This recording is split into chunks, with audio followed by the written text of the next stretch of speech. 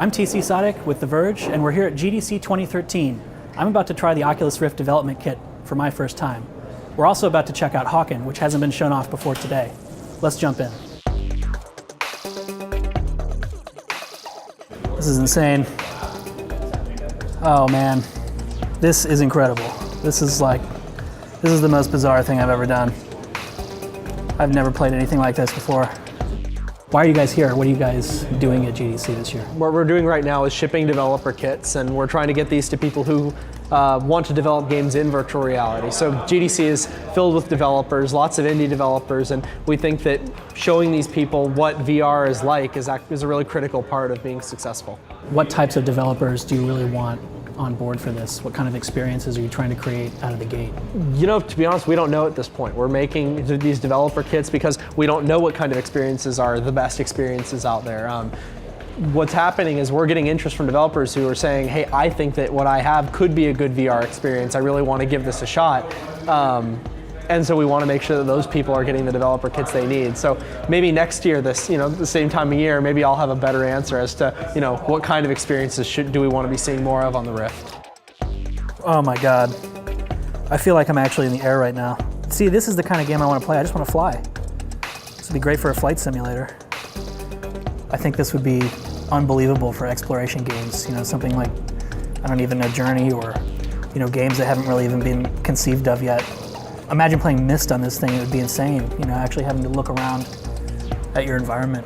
Definitely some exciting prospects for, non-violent games, exploration games, puzzle games. What about non-games? I mean, there's, virtual reality is used in a lot of different applications. PTSD therapy, for instance. I used to work in a military lab, and that was one of the projects that we work on. Okay. Yeah, there's post-traumatic stress disorder treatment for soldiers. That's something that's been an ongoing VR research field for years.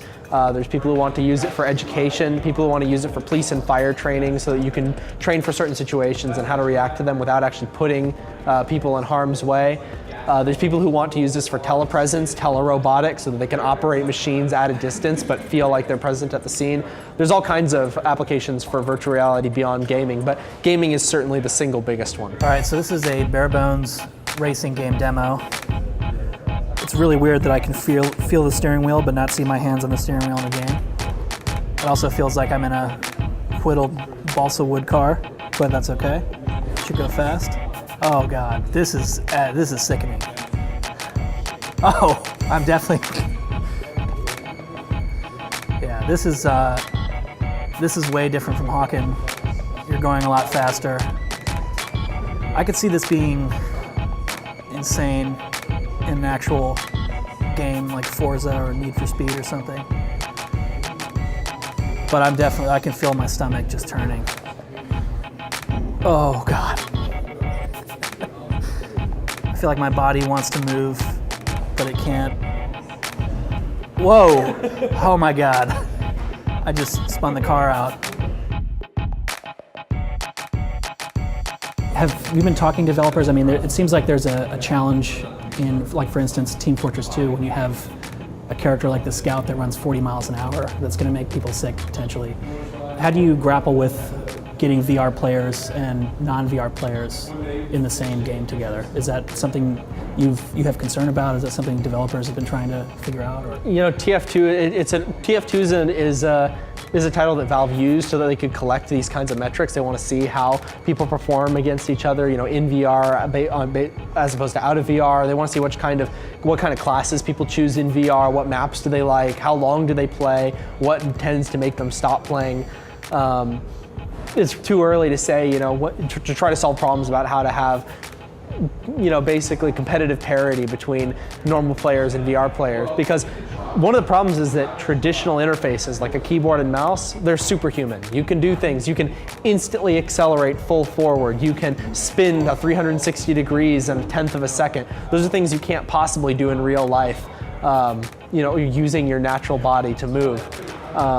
So I think there's always going to be a disconnect. I don't think you're ever going to have the same performance between a VR player and a keyboard, mouse, monitor player. You might have different advantages and different disadvantages, but balancing those is going to take a really long time, so I don't think we're close to that. It could just be for me, but it seems like racing games are going to be sickening for sure.